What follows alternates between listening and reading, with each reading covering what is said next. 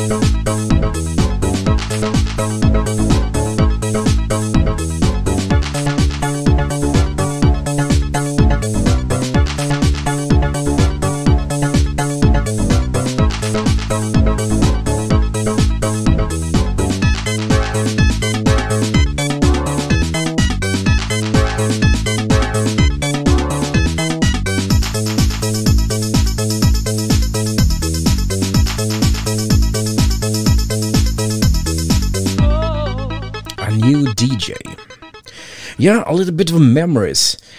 The Commodore C64 came out in 1982 and the Amiga 500 in 1987. And I remember when I saw the Amiga 500 for the first time. It was at a friend's house. He lived a few blocks away in a pretty little suburbia called Mälarhöjden in southern Stockholm. Yes. And it was a marvel to behold. The first thing he showed me was this thing called Noisetracker or Sound Tracker. I don't remember what it was, but I saw those, moving bars that you have when the songs are playing. And I immediately fell in love with the modules, the Amiga mods. And at that time, I didn't have anything that cool, so I just wondered, I want an Amiga, but I had to wait until 1990 before that happened.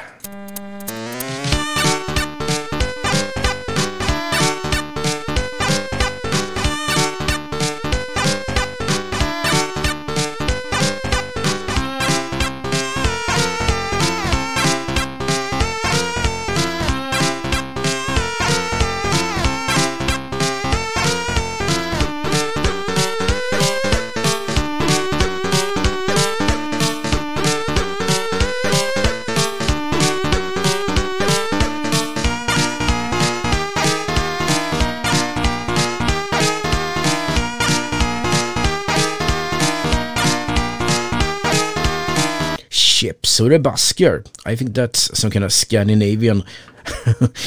It's not Swedish, at least. Could it be Norwegian? Could it be Danish? Have no idea. My first computer was a Commodore 64, and I had it as late as in 1980. 1989, I think it was. And I absolutely loved all the games, the intros, the demos, everything that I had. But as I didn't have a modem, I couldn't download anything new. So it was this kind of swapping thing where you just swapped diskettes with the people on your own street in the neighborhood. Actually, I have always been under the idea that the Commodore 64 never had a virus. The viruses were very common on the Amiga and PC. But yes, someone made the very interesting effort in actually creating a fully functioning virus for the Commodore 64. That's a thing.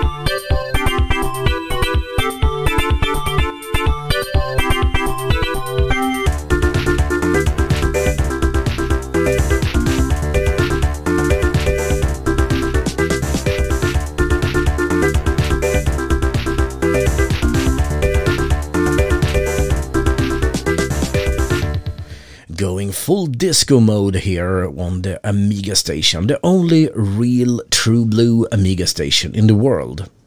But then again, I'm not sure because I haven't Googled for it.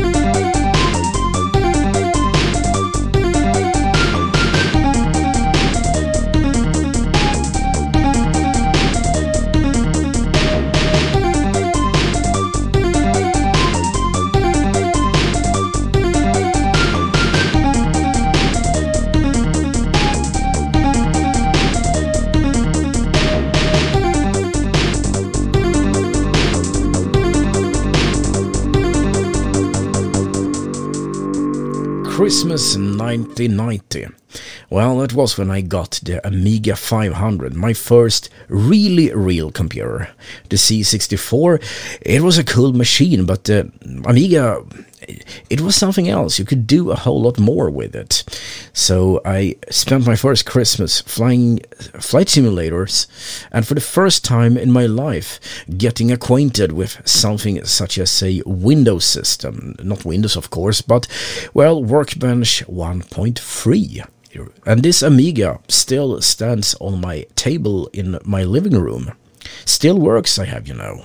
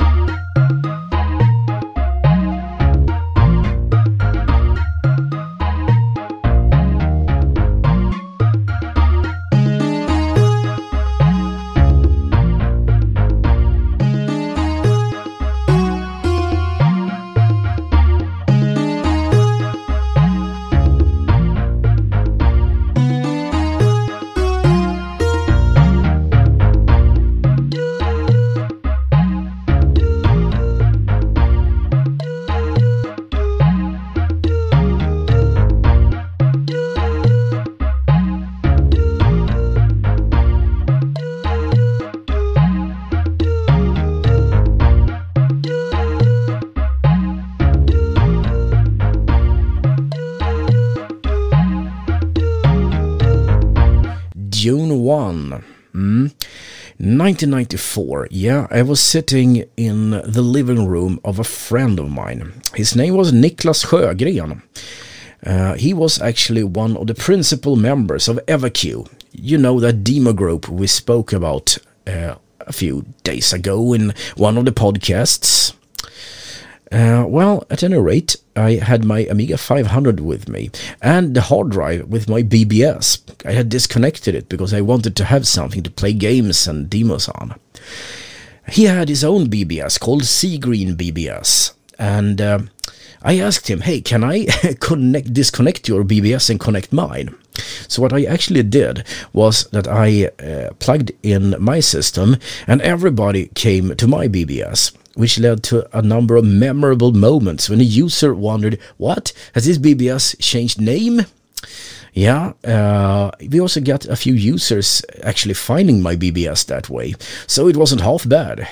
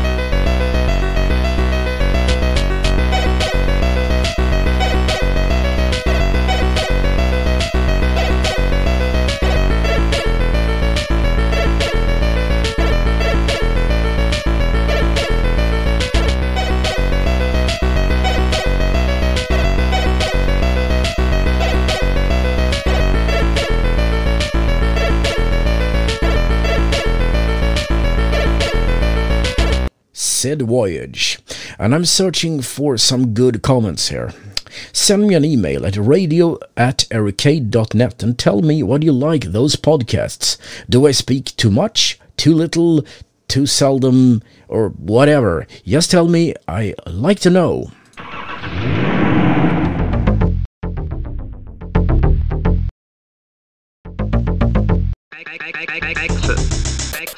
Exit.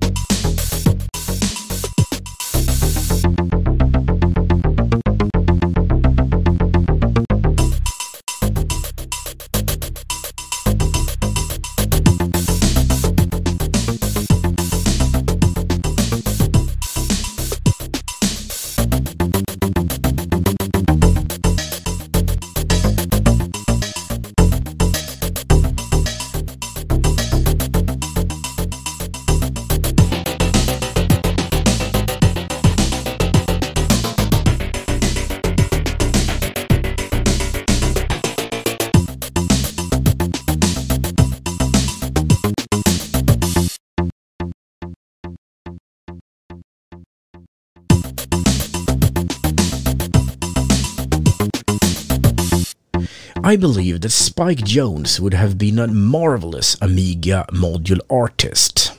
He used a sampler many decades before they were invented, and he made a song called I Was a Teenage Surgeon. And I tried the thing today. Not the song, but I tried to look like a surgeon, not because I wanted to, but because I had bought the wrong corona masks. The 2R, the type 2R. They are blue and makes you look like a dentist or, as I said, a surgeon. Well, they also make sure that you cannot breathe. You can breathe, but it feels like you want to rip it off because it's horrible. Then it also fogs your glasses because the exhaust air goes up under the glasses. And yeah, legally blind, I tried to, well, jump on the bicycle and I got myself to the Mall of Scandinavia here. As far as I know, I did not kill anything on the way and I didn't ram into something, which was a miracle by itself. I got in there, everybody was looking at that weird dude with a bicycle helmet and a surgical mask. I guess they would have thought about some guy with a knife from a slasher movie or something.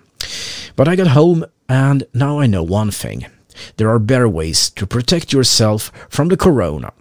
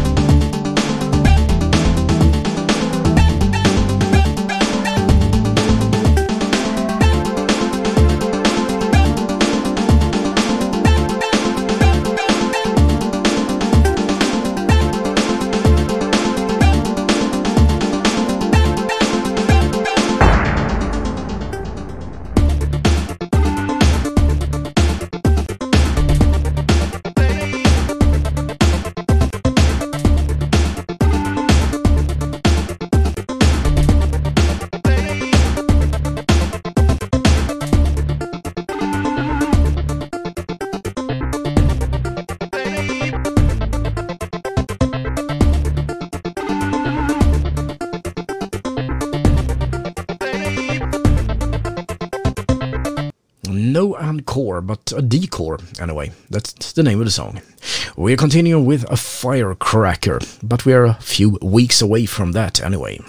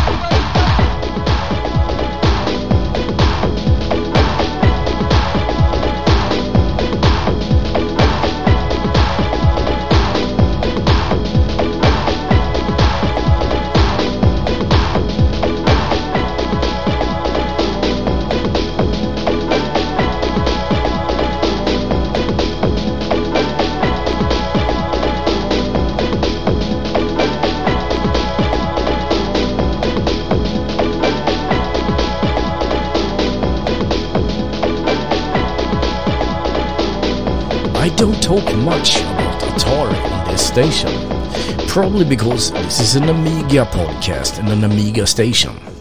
But both the Amiga and Atari had to face that the home computer era ended in the early 90s.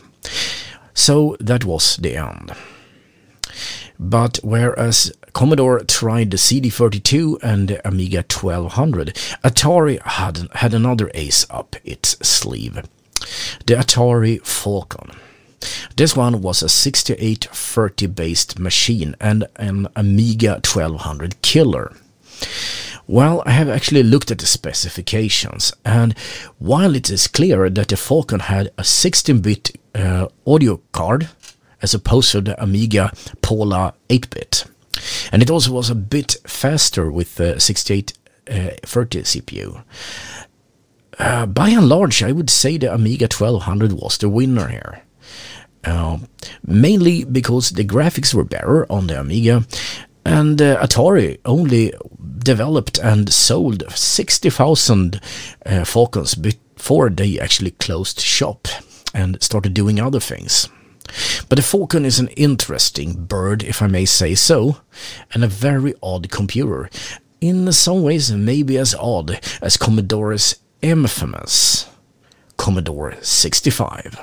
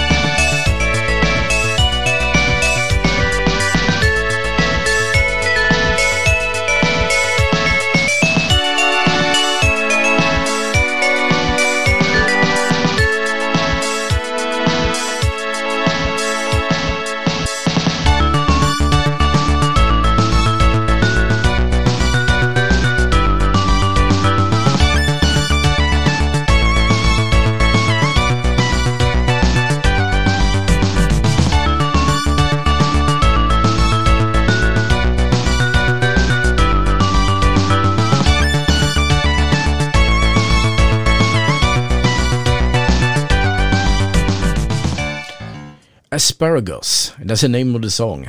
We're going on to 1993. 1993, for all you Amiga freaks out there, was the year we were waiting for the second coming of Commodore.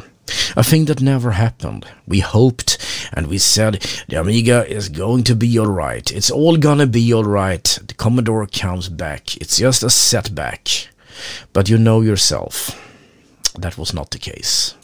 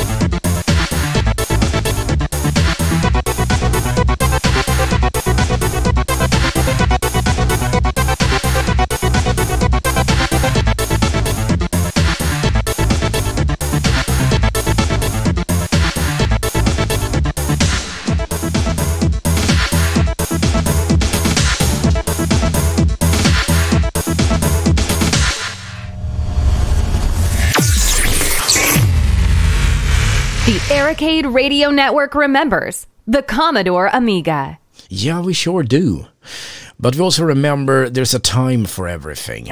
There's a time to stop broadcasting, and that would be now. I'm about to leave the air. The station goes on, and if you're on a podcast, you can select the next issue of Amiga Flashback, where we play the music and remember the times that it were.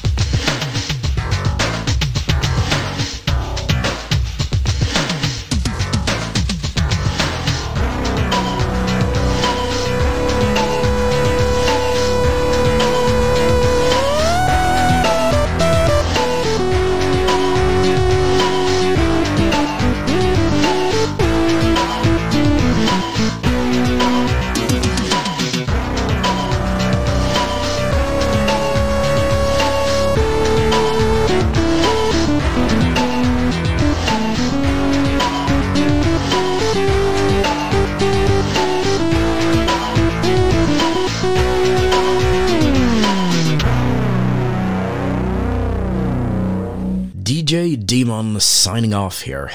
It has been a pleasure as per usual to keep you guided through the Amiga music and some of the stories. Well, don't forget that on Saturday, the 19th of December, two things happen. Fondata here in Sweden.